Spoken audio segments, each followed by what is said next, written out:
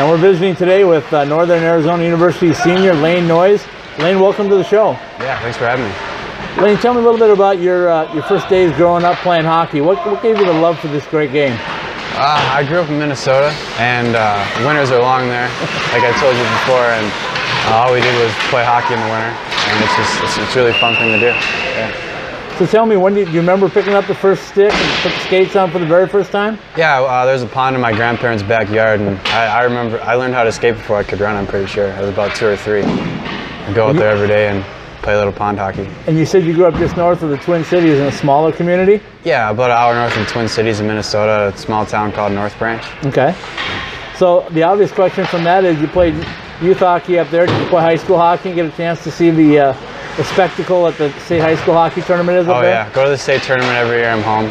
Played high school hockey. We never made it to state, but we had some pretty good years. This is a lot of fun.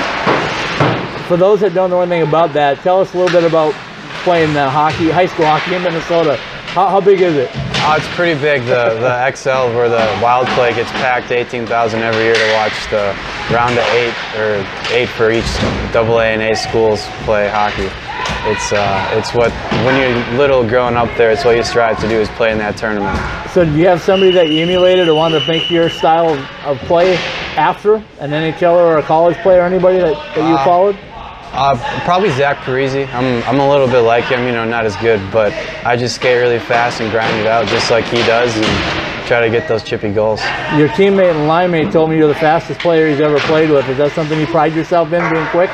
Yeah, I actually ran track in college too for a little bit, so it's just always been something that's naturally gifted to me, and you got to use your advantages. So growing up in Minnesota, the winters were long. What made you come to NAU?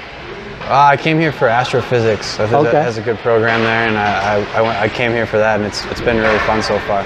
Was hockey on your radar from the start when you came down here, or were you thinking just mostly for school? I was thinking mostly for school, actually. I came here, this is my second year here. I'm not a traditional senior. Right. And my first year, I didn't even know we had a team. I just played pickup hockey, and then my second year, I thought I'd give it a go one more time. It's my first time actually playing real hockey in about 6 years. So I got to ask you, with a skill level like you have, Coach Johansson had to have a pretty big smile on his face when you said you're going to come try out for the team, I'm guessing. Yeah, I was excited. It was actually an adult league game. He's like, "You're going to play for us?" Like, yeah, and it's been good since then. So everybody's told me the NAU's team this year has not only been fast, but they've been a real team on and off the ice. Is that something you'd back up? Oh yeah, it's a great group of guys. Everybody likes each other. We feed off each other. We rag on each other. It's been a really good experience with the boys. So some of the guys have been to the national tournament before. I'm guessing you probably went last year and had a chance to experience it. But how big would a national championship mean to not only you, but more importantly, NAU? Oh, it'd be huge. We have a pretty good following this year, and I think it's because we're doing so well.